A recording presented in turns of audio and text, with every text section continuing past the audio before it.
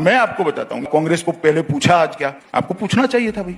Sir सरकार में आप बैठे नहीं, मुझे मालूम है कि आजकल नहीं सर। अमित शाह जी, आपने पूछा हम लोग कांग्रेस से सवाल क्यों नहीं पूछ रहे, राहुल गांधी से, सोनिया गांधी से सवाल क्यों नहीं पूछ रहे। सर देश की जनता ने आपको चुना है सरकार चलाने के लिए, जो सत्ता में बैठता है सवाल उससे पूछे जाते हैं। मोदी सरकार का, बीजेपी का वायदा था कि भारत की अर्थव्यवस्था 10% की जीडीपी ग्रोथ रेट आप डिलीवर करेंगे।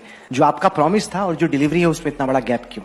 प्राइवेट इन्वेस्टमेंट की जो दर है वो 16 साल के अपने न्यूनतम पे है। आप एक्सपोर्ट्स को देखिए वो डिक्लाइन कर रहे हैं। कोई भी ऐसा आंकड़ा नहीं जिसमें लग रहा है कि इस सरकार में इकोनॉमी बहुत तेजी से ग्रो कर रही है। आप डंके की चोट पे पहले कहा करते थे, आपकी पार्टी का हर प्रवक्ता कहा करता था कि दुनिया की सबसे तेज रफ्तार से विकास करने वाली अर्थव्यवस्था भारत है। आज की तारीख में इजिप्ट, फिलीपींस, यहां तक कि बांग्लादेश हमसे तेज रफ्तार से ग्रो कर रहा है सर। देखिए राहुल जी, आप कुरेज कर सारी बातें पूछेंगे। जो समस्या है बेरोजगारी की फॉर एग्जांपल, वो तो अभी लोगों को सामना करना पड़ा, क्योंकि वो जो नया डेटा आया वो तो कहता है कि 45 साल में जो अनएम्प्लॉयमेंट है वो अपने मैक्सिमम पर है इस वक्त। ऐसा है, आप थोड़े सवाल बचाकर रखो। ऐसा क्यों होता है सर कि जिन लोगों के खिलाफ इन्वेस्टिगेशन हो रहा है वो लोग हैं जो कि बीजेपी के विरोध में खड़े हैं? कि महिलाओं के खिलाफ अपराध की घटनाएं हो रही हैं, कि जहां पर सब कुछ स्पष्ट हो वहां पर एक महिला को बार बार उसी बलात्कार का सामना न करना पड़े। आप मुझे इतने सवाल पूछ रहे हो भाई, कांग्रेस को क्या चाल चरित्र चेहरे की जरूरत नहीं है? आप कांग्रेस पार्टी को क्यों इतना सॉफ्ट हो जाती है आपकी चैनल? मेरी तो समझ में नहीं। पूरे दिन में कभी भी एक भी सवाल नहीं पूछा, फिर आपके सवाल की लिस्ट में वो आएंगे ही नहीं।